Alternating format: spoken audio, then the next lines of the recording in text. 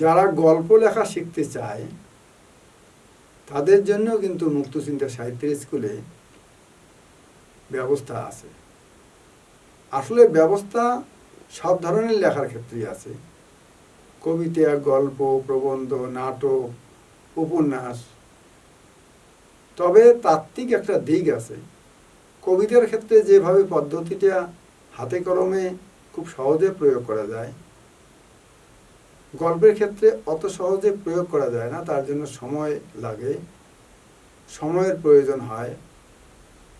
কেননা সেখানে সরাসরি যে কবিতা লেখার পদ্ধতির তত্ত্ব, অনুকরণবাদ, এরকম কোনো তত্ত্ব গল্পের ক্ষেত্রে, উপন্যাসের ক্ষেত্রে প্রয়োগ করা যায় না। আমি এই মুহূর্তে গল্প নিয়ে একটু বলছি। যারা গল্প লেখা শিখতে চায় তাদেরকে কিভাবে প্রশিক্ষণ দেওয়া হবে। মূলত প্রথম যেটা কাজ সেটা হলো তাদের কাছ থেকে তাদের দৈনন্দিন জীবনে ঘটে যাওয়া যে ঘটনা, যে কোনো ঘটনা, সে বন্ধুর সঙ্গে আড়ি হতে পারে, বাড়িতে মানহানির কোনো ঘটনা থাকতে পারে, কারোর সঙ্গে কোনো ঝগড়া থাকতে পারে, মতদ্বন্দ্ব থাকতে পারে, বা আরও নানা রকম বিষয় থাকতে পারে। যে জীবনের কথাগুলো বলা যায় সেগুলো শুনতে হবে শিক্ষার্থীর কাছ থেকে, সে যেমনভাবেই কথাটা পরিবেশন করুক। যদি প্রশিক্ষকের সামনে সেটা বলতে সমস্যা হয় তাহলে সেটা তার নিজের পরিবেশে বলবে। প্রয়োজনে আজকাল যেমন মোবাইল আছে, রেকর্ডার আছে, সে রেকর্ডও করে রাখতে পারে, করে প্রশিক্ষকের সামনে সেটাকে তুলে ধরবে।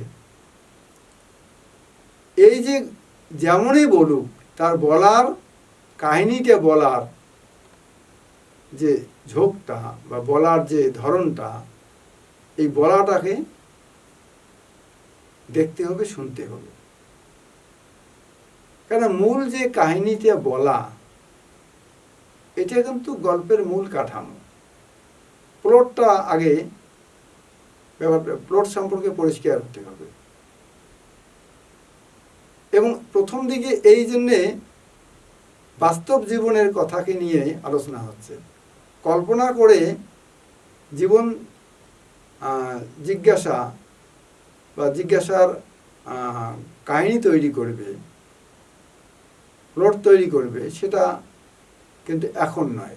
প্রথম দিকে এই বাস্তব জীবনের যে বিষয়, সেটাকে নিয়ে এইভাবে কাহিনীটা শোনার পরে তাকে কয়েকটা বিষয়ে পরামর্শ দেওয়া শুরু করতে হবে এবং তা সেই অনুসারে অনুশীলন শুরু হবে। কীরকম? প্রথমত, তার বলা কাহিনীর মধ্যে সংলাপ না থাকলে সংলাপগুলো বসায় দিতে হবে। যে এখানে অমুকে এটা করলো, এটা বলল, তার পরিপ্রেক্ষিতে বা তার প্রত্যুত্তরে অপরজন এটা বলল বা এটা করল। এই যে বলা কাহিনীর মধ্যেই সংলাপ বসানোর যে অনুশীলন, এটা তাকে শিখিয়ে দিতে হবে।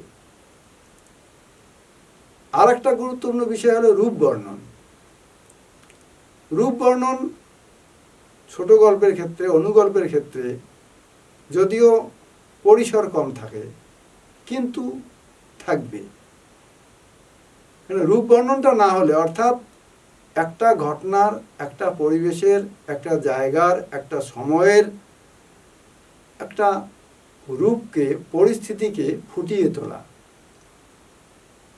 একটা পরিবেশকে ফুটিয়ে তোলা, এই জিনিসটা হলো রূপ বর্ণন।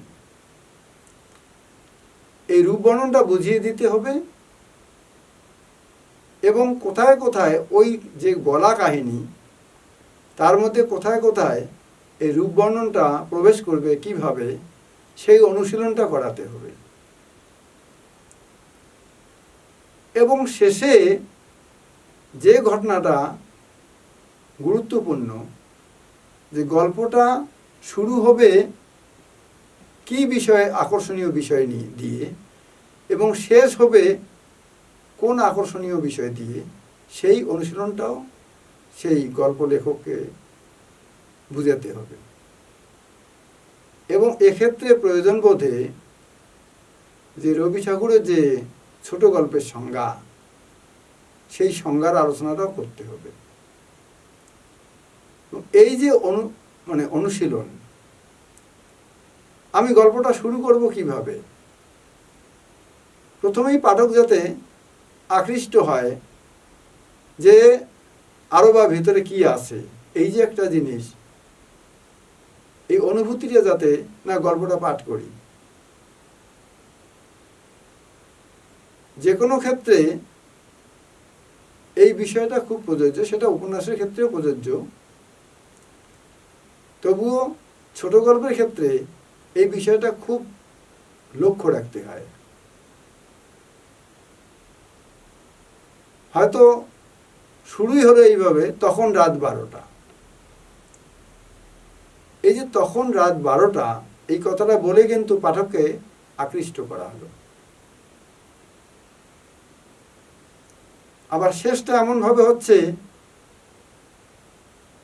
সেটা দেখে পাঠক পাঠ করতে করতে ওই শেষের দিকেই তাকিয়ে আছেন, মনে হচ্ছে যে না আর একটু যদি থাকতো আরো পড়তাম। এই অনুভূতিটা পাঠকের মনে তৈরি হবে যে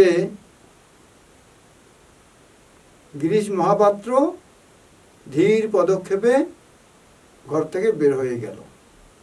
গল্পটা যখন শেষ হবে, শেষটা অবশ্যই পাঠকের কাছে একটা গভীর অনুভূতির সৃষ্টি করবে।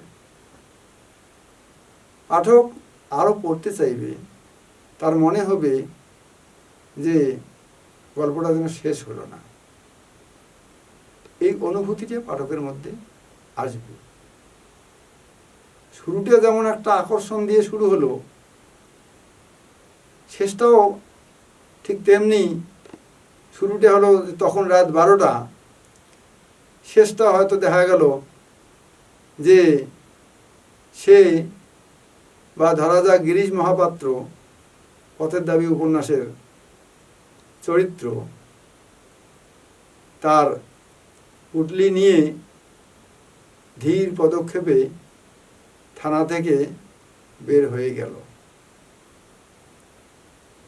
এই যে বের হয়ে যাওয়ার মধ্যে, এই কথাটার মধ্যে একটা রহস্য লুকিয়ে আছে। এটা যদিও একটা উপন্যাসের উদাহরণ দিলাম, কিন্তু ছোট গল্পে এই ধরনের শেষ অংশ প্রায়ই দেখা যায়, এবং এইভাবে গল্পের অনুসরণ করতে হবে। ধন্যবাদ।